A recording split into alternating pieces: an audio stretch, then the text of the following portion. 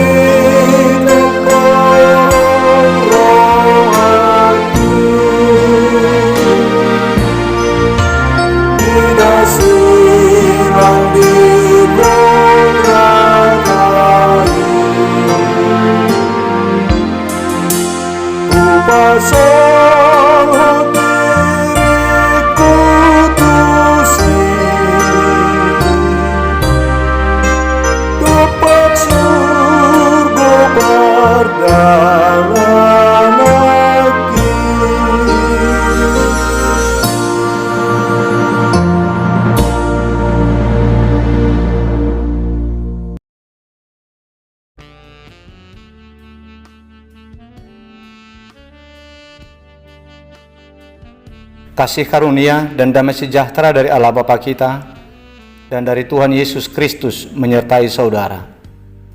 Amin.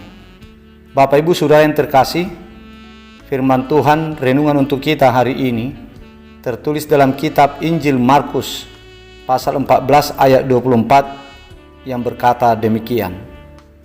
Dan ia berkata kepada mereka, "Inilah darahku, darah perjanjian yang ditumpahkan bagi banyak orang."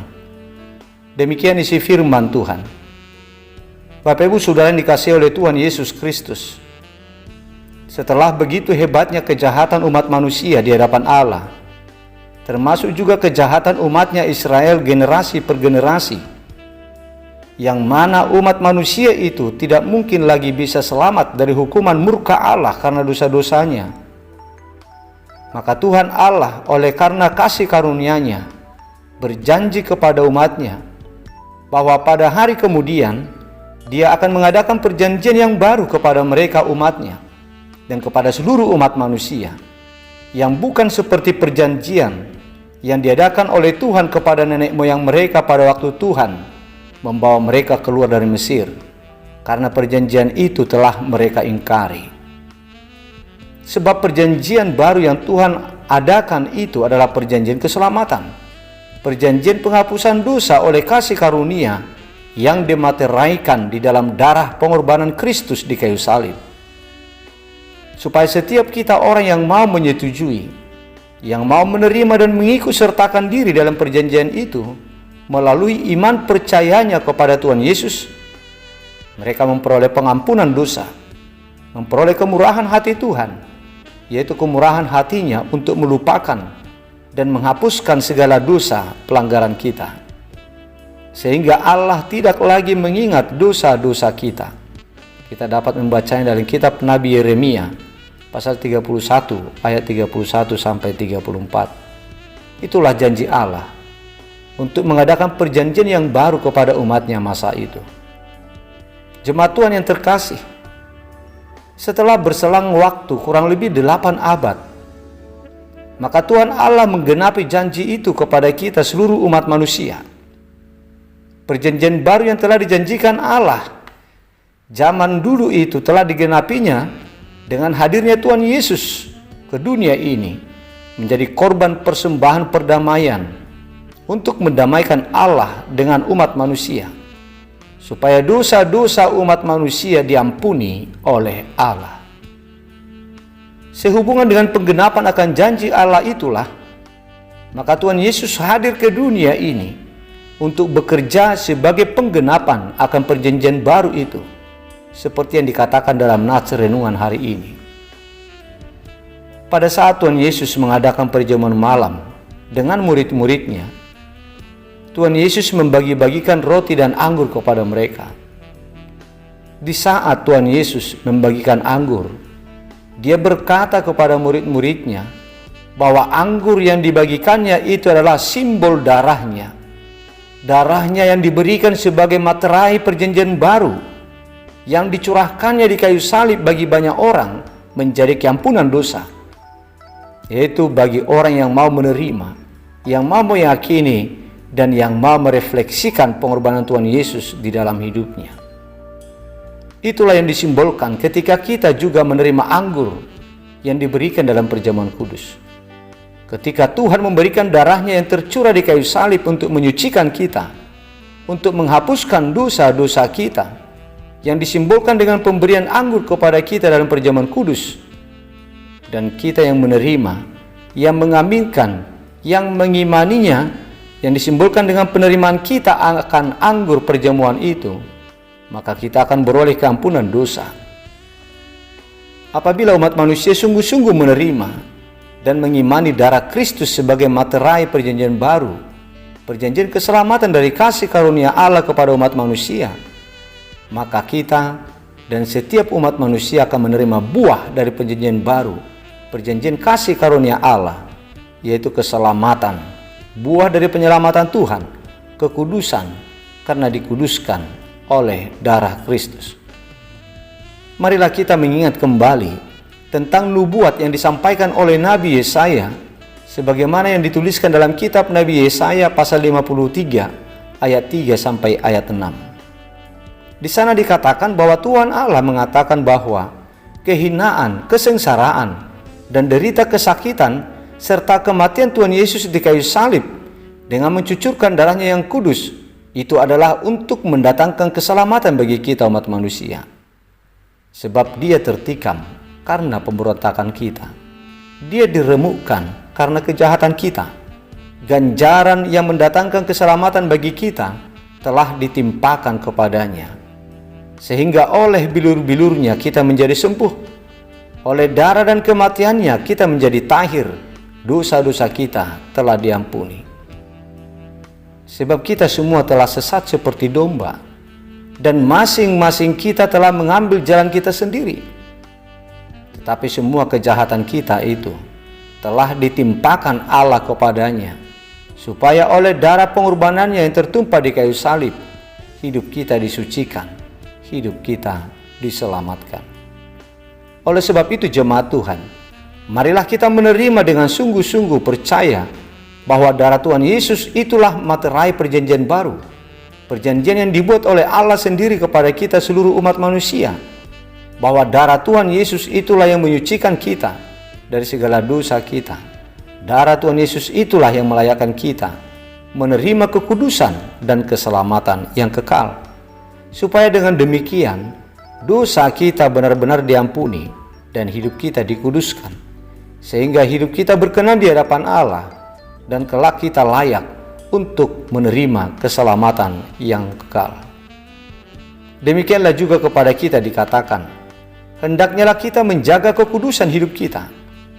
Tuhan Yesus menderita, berkorban dan mati di kayu salib hanya untuk menyucikan hidup kita. Jadi layaklah bagi kita untuk menghayati, untuk menghormati, dan merenungkan karya pengorbanan Tuhan Yesus di kayu salib. Pengorbanan yang dipersembahkan yang hanya untuk menyucikan kita dari segala dosa supaya kita selamat. Untuk itu marilah kita memelihara kekudusan hidup buah pengorbanan Tuhan Yesus untuk kita dengan menjaga diri terhadap dosa. Hendaknya kita menghargai karya pengorbanan Tuhan Yesus di dalam diri kita masing-masing. Amin. Marilah kita berdoa. Bapa kami yang di sorga, Bapa yang kami sembah dan yang kami muliakan di dalam nama Tuhan Yesus Kristus. Kami mengucap syukur kepadamu ya Bapa, karena Engkau tetap setia melindungi dan memberkati hidup kami hingga pada saat ini. Terima kasih Bapa, Engkau telah memberikan jalan keselamatan bagi kami melalui perjanjian baru yang telah Engkau berikan, perjanjian baru yang Engkau materaikan di dalam darah Kristus. Itu menjadi peluang bagi kami untuk beroleh keampunan dosa, untuk beroleh keselamatan. Terima kasih Bapa atas karunia yang Engkau berikan kepada kami. Kami memohon kepadamu ya Bapa, supaya Engkau buka hati dan pikiran kami untuk meyakini, untuk merenungkan dan menghayati karya pengorbanan Tuhan Yesus di dalam menghapuskan segala dosa-dosa kami.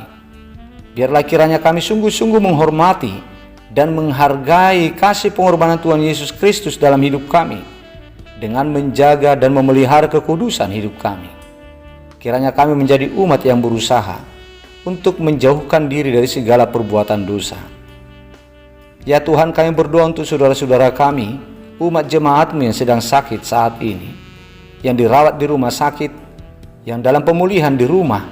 Terlebih Tuhan, untuk saudara-saudara kami yang sakit menahun, sembuhkanlah mereka ya Tuhan, karena Engkaulah tabib di atas segala tabib, yang sungguh berkuasa menyembuhkan mereka dari segala sakit penyakit yang mereka derita saat ini. Oleh jamahan Tuhan, saudara kami pasti beroleh kesembuhan. Bapa di sorga, kami mengucapkan syukur atas berkat dan perlindungan yang Kau berikan kepada saudara-saudara kami yang berulang tahun hari ini, yang berulang tahun kelahiran, dan juga saudara kami yang berulang tahun pernikahan. Engkau selalu setia menyertai dan memimpin perjalanan hidup mereka selama ini.